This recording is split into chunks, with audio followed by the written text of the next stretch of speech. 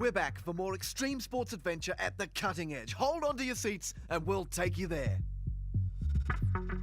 Bungee jumping from one of the highest drops in the world.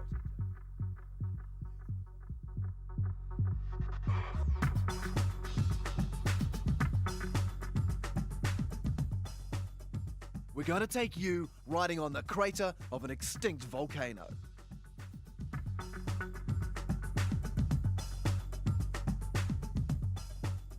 Tandem diving, the fastest growing, don't have to do anything sport. Just hang on.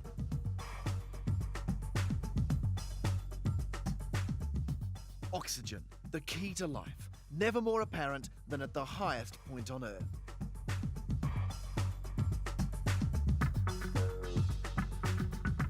Wakeboarding, more wild moves on the wakeboard, perfecting the standard flip. It's a lot harder than you think.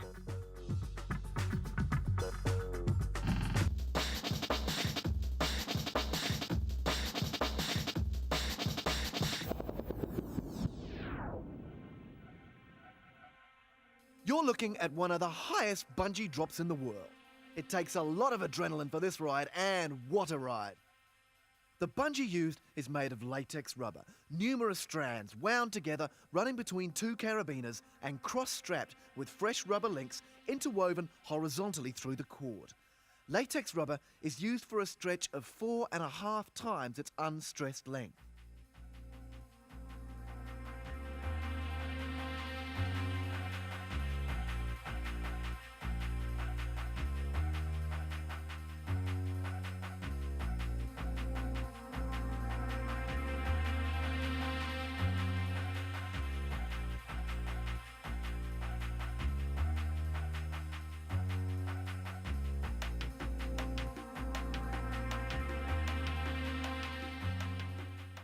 Quick check on the webbing, which carries a load limit of 10,000 pounds. Clearly this guy's not going to push its capabilities. All 200 foot of bungee will faithfully follow wherever he leaps. 4.5 times stretch gives an extended ride for contemporary adrenaline seekers. Attached to a 200 foot bungee, the drop can reach 900 feet to full extension of the bungee cord. Each individual bungee is good for 500 jumps, and then, regardless if it's in frayed or perfect condition, the cord is chopped in two and chucked away. One last look down. Do I want my money back? Yes I do. But I can't back out of this one.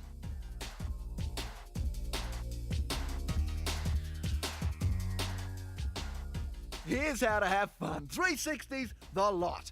Bungee's about letting go and overcoming that unnatural feeling of jumping and flying. But once you've passed through the zone, it's a pure adrenaline joyride.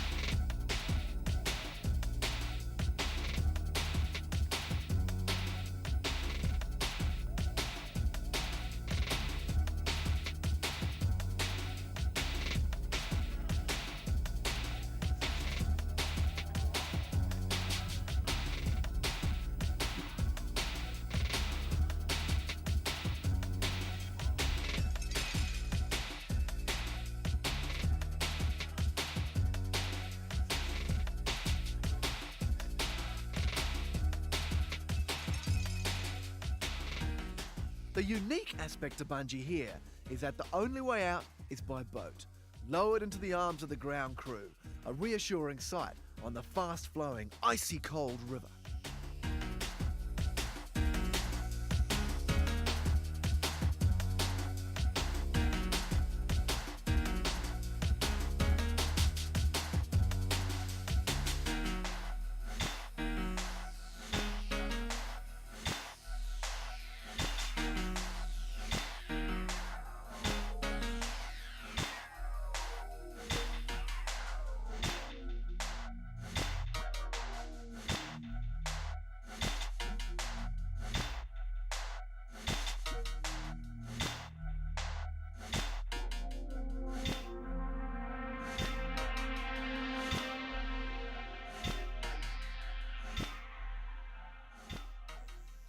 Truly, bungee is an incredible sport.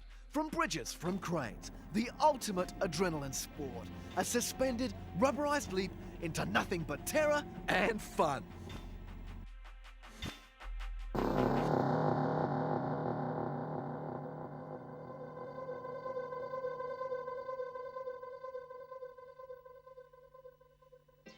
This is Mount Tarawera, an extinct volcano. The mountain blew up just over 100 years ago, depositing about 2,000 feet of mountain into the surrounding neighbourhood. Was it time for a wide open run? I reckon so, bro. I'm hanging out. Do a one run all the way to the bottom, no stop.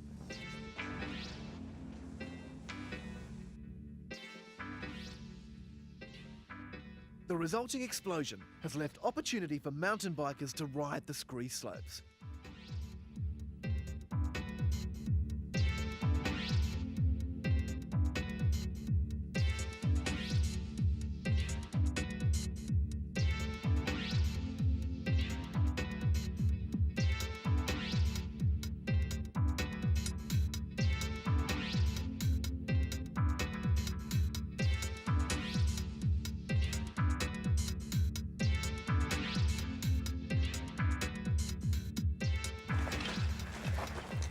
Oh yeah, nice start. Well, there goes my $2,000 bike.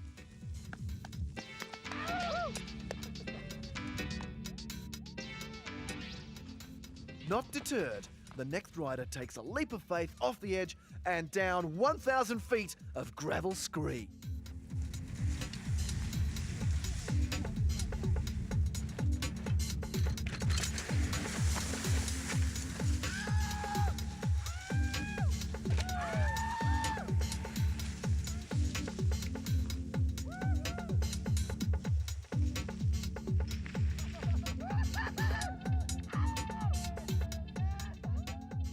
Forget the ride down. The walk out seems more challenging. 2 steps forward and 1 step back. Oh yeah, we know that routine.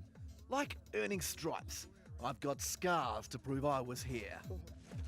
Now for a bit of something more relaxing. Downhill track riding. You guessed it, full speed.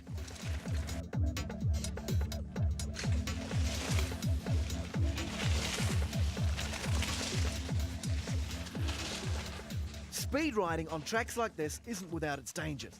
The rider's constantly reading the terrain, assessing every bump and rut in the road, looking for the fastest and the safest line down. Because of the high-speed assessment, sometimes they just get it wrong.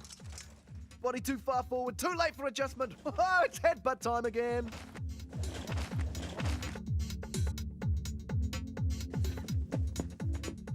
These helmets are life-saving and mandatory if you're thinking of trying this on your home track. Even the sunglasses survived. This guy is heavily padded and just as well. But it's over for the day. Time for a sunset herb and a change of altitude.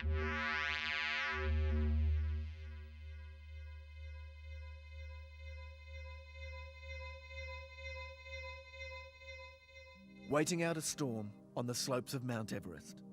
Well, it's a welcome relief from the endless walking and near zero zone of oxygen, with each step counting towards saving brain cells. But this group of happy campers are 1 step closer to the roof of the world, waiting for their moment for the final climb to the next base camp on the highest mountain peak in the world. These tents are designed to withstand extreme wind conditions, and just as well, because extreme is what you get at this high altitude base camp at 7,000 odd meters. It's a steamy meal as they sit out the weather. Knives and forks are just extra weight. The food tastes better this way. At each campsite, restoring energy and adjusting to the altitude is as vital as pegging in your rope on the side of the steep mountain. Death through altitude sickness is a far greater risk for climbers than falling off the mountain. The weather finally clears, so the climbing continues. But lack of oxygen does strange things to people. This is the equivalent of an early morning winter swim. And we mean cold. Try -10, plus some serious oxygen depletion. See it right now. Temperature's up around there.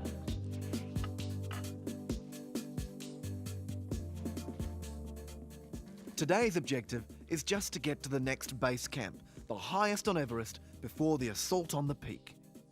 This is not a difficult technical climb, nor does this section require dangerous manoeuvres through icefalls. But as we just said, altitude sickness through lack of oxygen is now the biggest danger.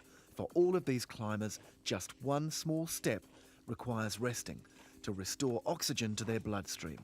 In fact, even running out of harm's way of an avalanche or other similar danger, such as imaginary sightings of yetis or the delusion of being chased by naked women, could cause sudden death from the lack of the body's ability to supply life-giving oxygen from sudden movement. Believe me, this is high-action, adrenaline-pumping walking. Each step is carefully monitored. The danger here is of getting blood clots that would be fatal.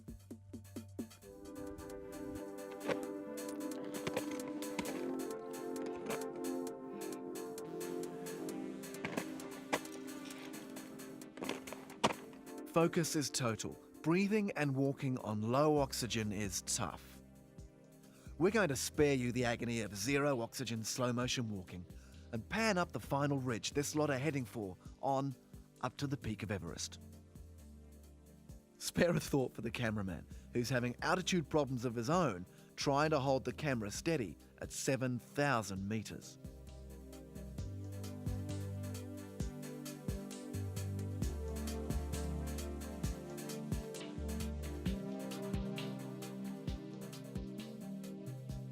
Smoking clouds stream from the highest rock of the world. And here is a little preview of what it looks like up there.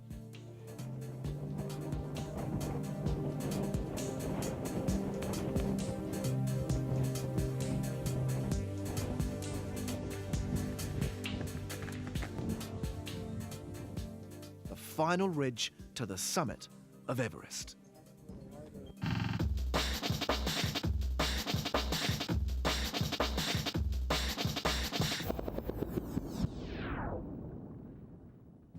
Full tilt. Ah yes, we recognise this board, and these guys mean it. In previous episodes, we've told you about moves like elephants, KBGs, rodeos, osmosis 5s, S-bends, cork, and many more. Wakeboarding offers incredible variety of manoeuvres. Spins like 540s and 360s, they've been taken from snowboarding, skateboarding, surfing, and put on the water. But sometimes, just standard moves repeated over and over to make it part of your subconscious mind is part of the routine all good sports people put themselves through to reach levels of perfection above average mortals.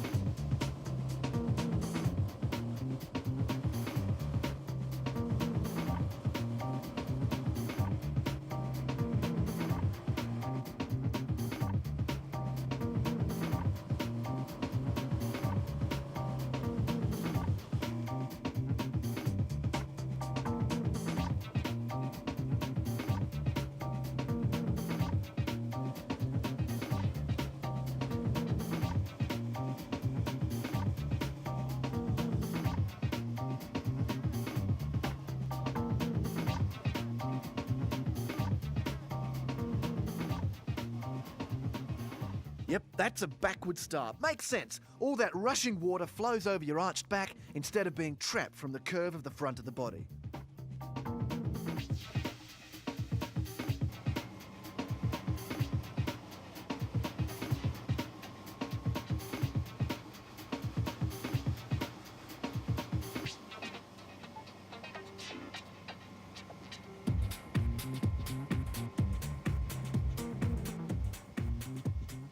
Too low above the water on this 360, and he knows it.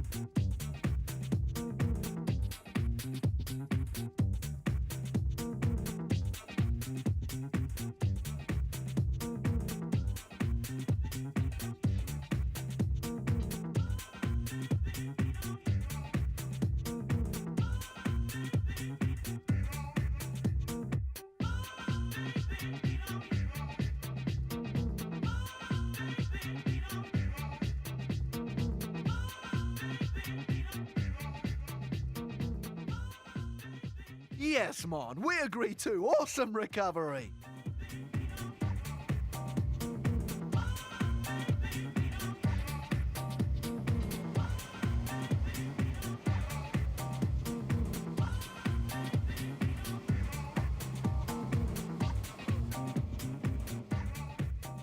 Perfect timing. Just watch these final moves. Deceptively simple, deceptively hard. Just go try it and see.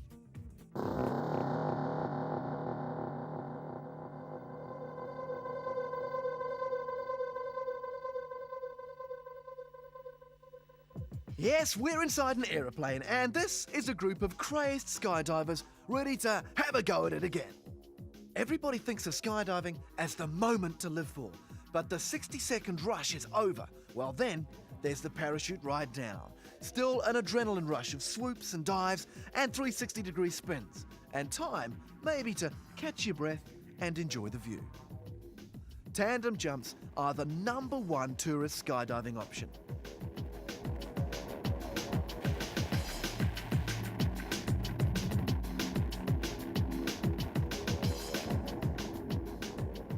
Strapped to an experienced and qualified skydiver, even novices get to leap from a few thousand feet and surge groundward without a pesky parachute slowing down their adrenaline-rich drop.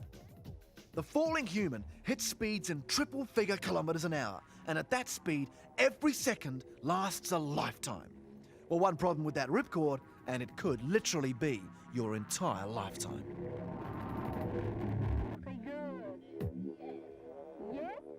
Oh yeah, back in the plane. Nice plane. Nice view. Oh, why not? Come on, let's leap out of it again. The question remains, are these people grinning from fear or are they having fun? No time to find out. Pull the ripcord and it's all over.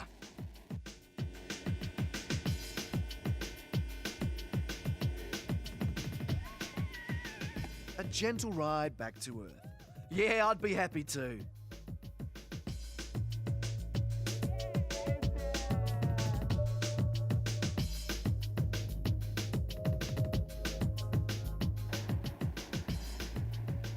Here's an eye full of tandem jumps. Sit back and enjoy and feel the experience.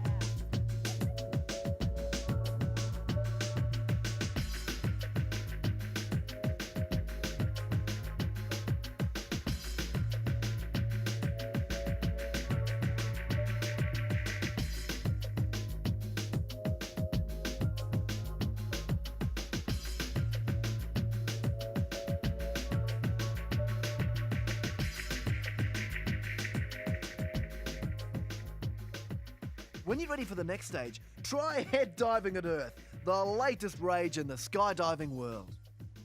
A final dive to Earth, and we'll see more of this lively bunch as they attempt precise landings on the beach far below.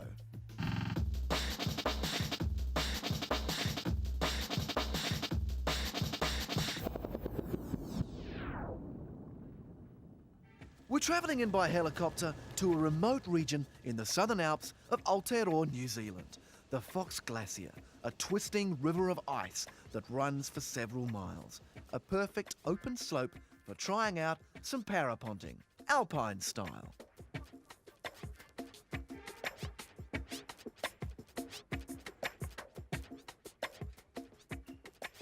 These guys are practicing for some bigger jumps later on off surrounding mountain peaks. It looks pretty big to us, but well, I guess it's all relative. Practice takeoff number 1. Oh, just as well there's no cliff down there.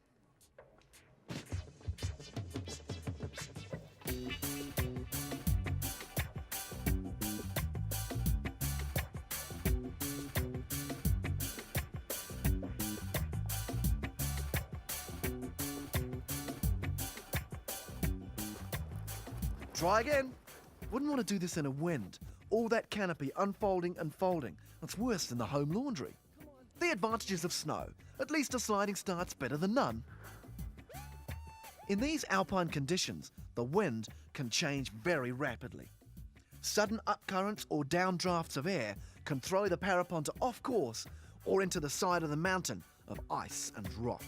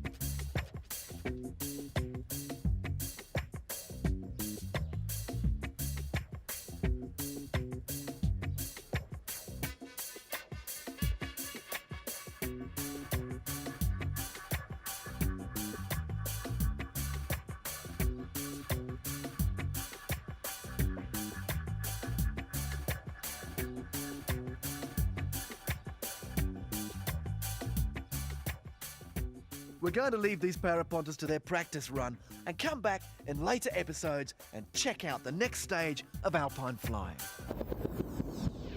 And here's a look at what's to come. More high action, extreme sport, it never stops. The final assault on the summit of Everest. Effecting finely tuned surfing on perfectly formed waves. Join in an orgy of tandem skydiving at 12,000 feet. Mountain bike down steep gravel slopes into the crater of a volcano. Experience the world's highest commercial bungee jump. We'll put you in the driver's seat with a group of wild-riding mountain bikers. We'll be back. See you next week on the cutting edge of sport and adventure.